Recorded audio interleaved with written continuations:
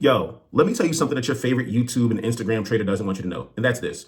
Making money in Forex trading is not hard. It's not hard. There are only four things that you really need to do in order to consistently make money in Forex trading. What is hard is making the decision to do those four things. Let me break those things down for you. First and foremost, you have to fix your character. The best traders in the world, the ones that are most profitable, they have very specific character attributes. They are disciplined, meaning they are willing to do the right things consistently, even when they don't feel like doing it. They are patient, which means they're willing to wait for their setups to show up, and they won't trade unless that setup shows up. And then they are courageous. They're willing to take the shot, even though they know that by taking the shot, there's a possibility that they could lose, because the game is all about probabilities anyway. But that's the first thing, fix your character. Second thing you got to do is you have to close the information gap. Trading's not hard when you know what the heck you're doing. Warren Buffett once said, it's only a risk when you don't know what you're doing. So the way you figure out what you're doing is by closing the information gap. Learn fundamental analysis, learn smart money concepts, learn institutional order flow, learn the right kind of technicals. And then once you've closed the information gap, you can use the information that you have to do the right things in the market. Third thing is you have to learn how to trade lopsided.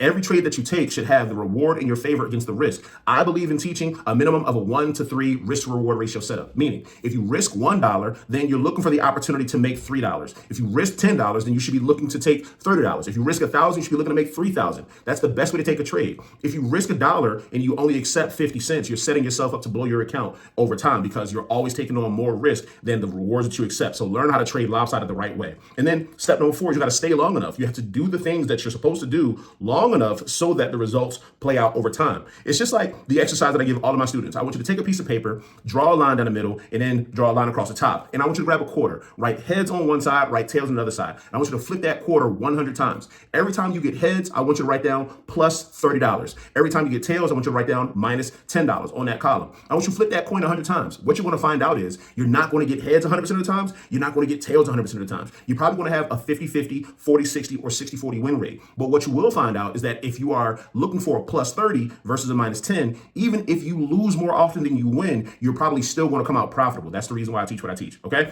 Want more info? Then go ahead and join EliteForexUniversity.com.